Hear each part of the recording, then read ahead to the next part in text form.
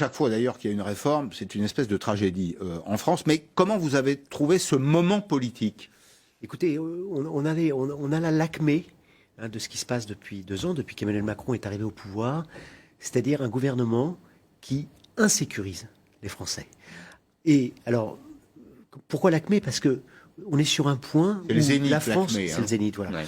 On était sur un point où la France, on a un système de retraite qui nous est envié partout dans le monde. Mm-hmm. Alors, resituons un peu les enjeux sur longue période pour voir un peu quels sont les défis de demain. En 1970, il y avait 3 retraités pour 10 actifs. Aujourd'hui, nous sommes à 6 retraités pour 10 actifs. Donc ça a doublé. Les projections à l'avenir nous montrent qu'en 2040, 2050, 2060, nous aurons au grand maximum 7,5 retraités pour 10 actifs. Ça veut dire que le choc démographique qui est devant nous, il est beaucoup plus petit que celui qui est derrière nous. Mm-hmm. Et qu'est-ce que nous avons réussi à faire entre 70 et aujourd'hui? On enjolive souvent les 30 Glorieuses. Ouais. Il faut savoir qu'en 1970, à la fin des 30 Glorieuses, si le taux de pauvreté, si on prend le taux de pauvreté au seuil de 50% du revenu médian, eh bien, il y avait 28% de pauvres en 1970. La figure du pauvre en 70, c'était le vieillard indigent à la porte de l'hospice.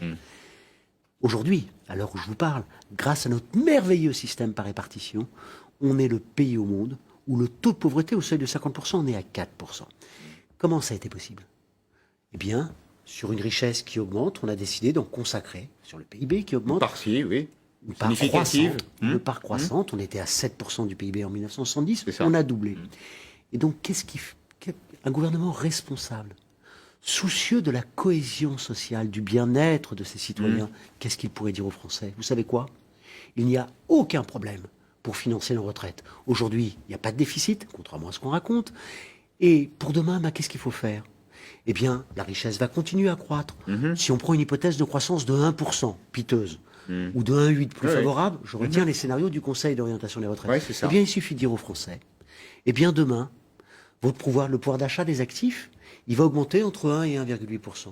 Eh bien, pour que les retraités continuent à bien vivre, eh bien, sur ces 1,8%, eh bien, il y aura 0,2 points par an qui iront financer le revenu de remplacement. Qui iront financer les retraites. Et avec ça, on peut garantir que ce qui était l'antichambre de la mort, Ambroise Croizat, le fondateur de la Sécu, qui disait ce qu'il faut créer avec la sécurité sociale, c'est transformer la retraite, qui était l'antichambre de la mort, en une sorte de véritable droit au bonheur. On a réussi à faire ça. Eh bien, ce que fait le gouvernement, c'est ça le contexte dans lequel on est aujourd'hui. Il est en train de briser... Les retraites, vous avez raison de le rappeler, donc c'est 1940.